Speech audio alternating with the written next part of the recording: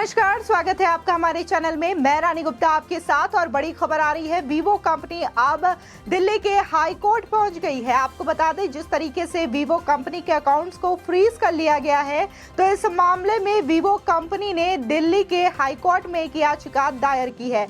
आपको बता दें कि ईडी ने दावा किया है कि वीवो कंपनी ने टैक्स से बचने के लिए इंडिया से चाइना में करीब 62,000 करोड़ से भी ज्यादा की जो रकम है वो भेजी है। इसी के साथ ही आपको बता दें कि तमाम जगहों पर वीवो कंपनी में जब ईडी के द्वारा छापेमारी की गई, तो आपको बता दें 400 करोड़ से भी ज्यादा की रकम ईडी ने जब्त की है। इसी के साथ ही आपको बता दें कि इस मामले में लगातार ईडी जांच कर रही थी और इसको लेकर के एक मामला सामने आया था, जिसके बाद ईडी ने यह दावा किया कि भारी मात्रा में जो पैसे हैं वो वीवो कंपनी चाइना को ट्रांसफर कर रहे थे, जिसके बाद इस बात का खुलासा हुआ और जो तमाम वीवो के अकाउंट्स है उसको फ्रीज कर दिया गया, जिसको लेकर के अब वीवो कंपनी ने एक याचिका, एक पिटीशन दिल्ली के हाई कोर्ट में दायर कर दी। आपको बता दें, Chinese mobile company Vivo bank खातों को ईडी द्वारा फ्रीज किए जाने पर कंपनी ने दिल्ली हाई कोर्ट का रुख किया है।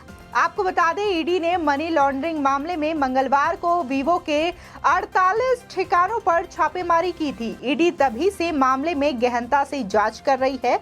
इसी के साथ ही न्यूज एजेंसी एएनआई के मुताबिक वरिष्ठ अधिवक्ता सिद्धार्थ लूथरा ने शुक्रवार को दिल्ली हाई कोर्ट के मुख्य न्यायाधीश सतीश चंद्र शर्मा की अध्यक्षता वाली पीठ के समक्ष मामले का उल्लेख किया है, जिसमें न्यायमूर्ति सुब्रमण्यम प्रसाद भी शामिल हैं। आपको बता दें, अधिवक्ता ने बताया कि ईडी ने हमारे सभी बैंक खातों को फ्रीज कर लिया है। इसी के साथ ही आपको बता दें कि एडवोकेट ने कहा कि कंपनी में 9,000 कर्मचारी काम करते हैं।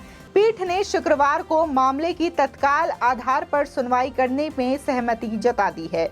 वहीं वीवो इंडिया ने दलील दी है कि ईडी के इस कदम से कंपनी के साथ गंभीर अन्याय होगा और इसकी प्रतिष्ठा और व्यवसायिक संचालन पर भी नकारात्मक प्रभाव पड़ेगा। आपको बता दें कि भारत में कारोबार करने वाली चीन की कंपनियों के खिलाफ लगातार कार्रवाई तेज हो रही है। इसी के साथ ही चीनी मोबाइल मैन्युफैक्चरिंग कंपनी वीवो मुसीबत में फंसती हुई लगातार नजर आ रही है। आपको बता दें, चीनी मोबाइल फोन कंपनियां न सिर्फ इनकम टैक्स डिपार्टमेंट बल्कि ईडी और अन्य जांच एजेंसियों के निशाने पर भी आ गई है। हाल ही में ईडी ने वीवो और संबंधित कंपनियों के 44 स्थानों पर छापेमारी की थी।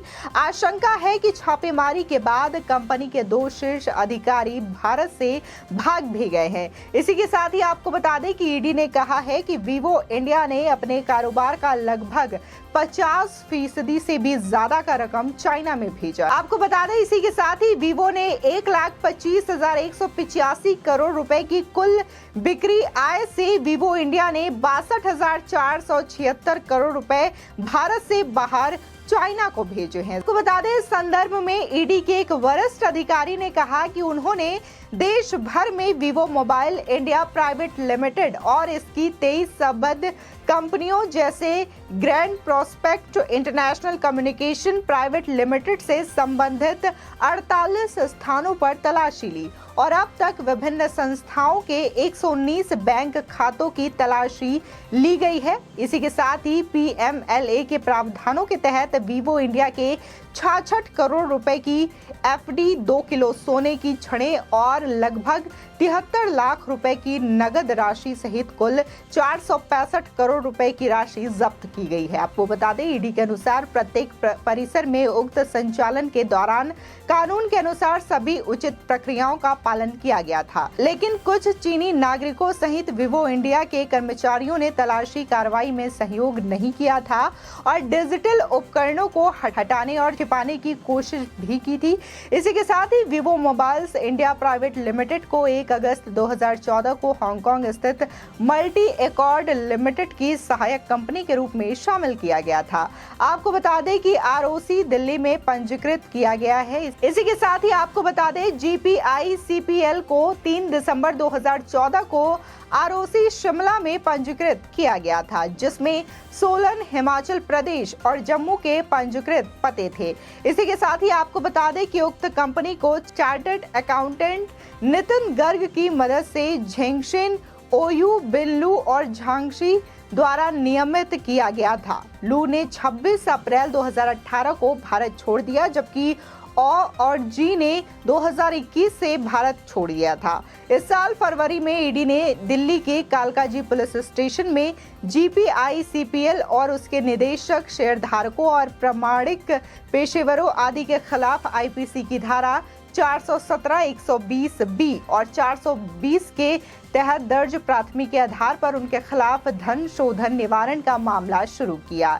ये कॉरपोरेट मामलों के मंत्रालय द्वारा दायर याचिका के आधार पर शिकायत शुरू किया गया था। जिस तरीके से ये जो मामला है वो पुराना बताया जा रहा है और इसी के संदर्भ में ईडी जो है अपनी जांच कर रही थी और करीब 48 से भी ज्यादा ठिकानों पर वीवो कंपनी के छापेमारी की गई और यहां से 400 करोड़ से भी ज्यादा की जो रकम है वो ईडी के द्वारा जब्त की गई। इसी के साथ ही कुछ मात्रा में सोने की चीजें भी बरामद की गई और साथ ही नगद राशि भी ईडी ने जब्त की है। इसी के साथ ही ये भी सामने आया है ईडी की जांच में कि वहां पे तमाम जो लोग थे, कर्मचारी थे, वो इंडिया से भी थे और चाइना से भी थे। उन्होंने इस जांच में सहयोग नहीं किया। इसी के साथ ही विभिन्न डिवाइस को भी छुपाने का काम किया। इसी के साथ ही डॉक्यूमेंट्स को भी छिपाने का काम किया था। बल्कि ईडी के अधिकारियों ने इस बात का खुलासा किया कि जो कर्मचारी थे वो इस जांच में सहयोग नहीं कर रहे थे। तो जरूर इस जो डॉक्यूमेंट को छुपाया जा रहा था, जो डाटा को छुपाया जा रहा था, कहीं ना कहीं इसमें और भी चीजें ईडी के हाथ में लग सकती है कि आखिर चाइना के अलावा और कहां-कहां ये जो पैसे हैं इनकम टैक्स से बचाने के लिए वीवो कंपनी विदेशों में भेजा करती थी। इसी के साथ ही जिस तरीके से ये बातें सामने आई है कि वीवो कंपनी इंडिया में जितनी कमाई करता था उससे आधा यानी कि 50% से भी ज्यादा की रकम वो चाइना में भेजता था और सिर्फ इसलिए ताकि वो इंडिया में टैक्स पे में कुछ छूट पा सके और टैक्स पे को अपने छुपा सके।